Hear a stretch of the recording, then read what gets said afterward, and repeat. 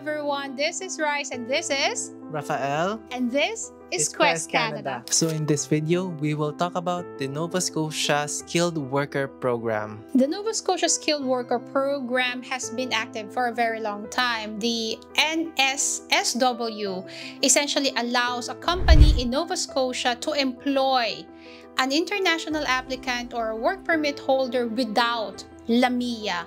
And in this video, let's talk about the details on how the eligibility actually works. So the primary restrictions are the company should be located in the province of Nova Scotia and it should be operating for at least 2 years. Now, with regards to job, the company is allowed to employ from tier 0 to tier 5. There are no restrictions. This is the beautiful thing about it. Now, there are certain industries such as in food and beverage, casino and hotels, wherein the Nova Scotia government essentially says that they will no longer accept, at least temporarily, applications under those industries because they have reached the target on those industries or those job titles. They now want to focus on construction, healthcare, professional jobs, and other industries. So for Tier 4 to 5, the applicant should be working for its employer for at least 6 months, and then the applicant will be eligible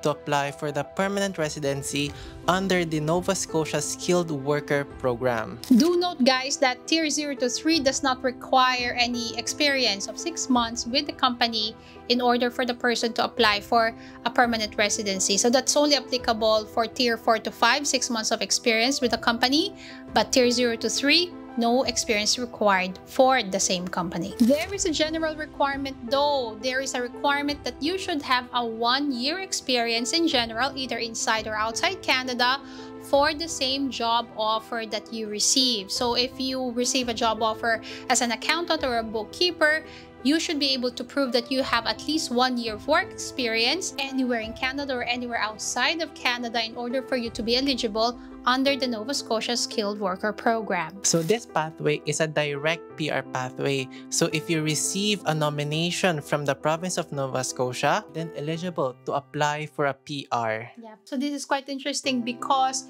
even if you are an international applicant and you receive a job offer from a Nova Scotia company, then you can apply for PR immediately. You do not have to go through a work permit. In the same manner, if you are a work permit holder, postgraduate work permit, or an open work permit holder in Canada, then you are also eligible to apply directly for PR. This is the beautiful thing about this program or this pathway. Again, the employer does not need to provide any LMIA, but there is a form that the employer needs to provide and needs to explain the hiring process that they had gone through.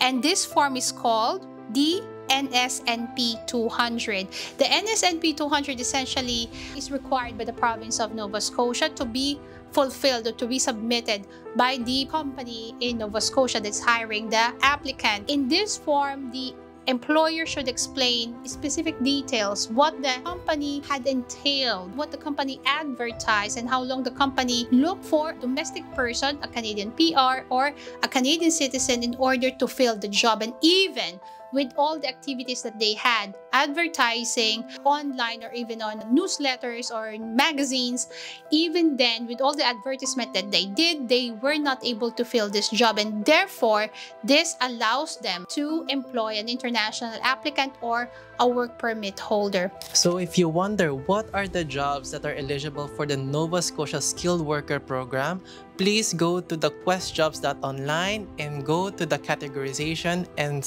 click the Nova Scotia Skilled Worker Program, and there you will see the jobs and the list of companies that are eligible under the said program. Yeah. So essentially what we did with the questjobs.online is that we just categorized the different jobs. There are thousands and thousands of jobs in Nova Scotia, and many of these jobs are eligible under different programs or different PR pathways. The tricky thing is, how does an applicant categorize these jobs? Because one job can be eligible under the international graduate stream, another job can be eligible under AIP, another job can be eligible under Nova Scotia Skilled Worker Program. how do you categorize those? And that's the job that we have taken through the QuestJobs.online. You do not have to search for the company, for the job, the eligibility requirements, because we do that ourselves. Now, our categorization was our interpretation. This is the interpretation of the Quest Canada team.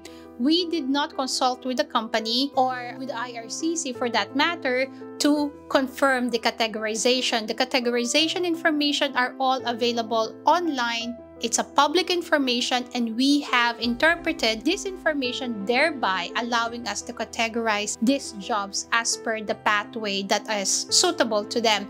So guys, I would like to again give you a caveat here. Quest Canada did not have any consultations with the companies. A company can always, it's always under their discretion to either sponsor an applicant under skilled worker program or under AIP or under international graduate stream. It is their discretion if they decide that no, we will not sponsor an applicant under any of those streams, even if they are eligible to sponsor, then that is their discretion, that is their decision, and that is their authority to make.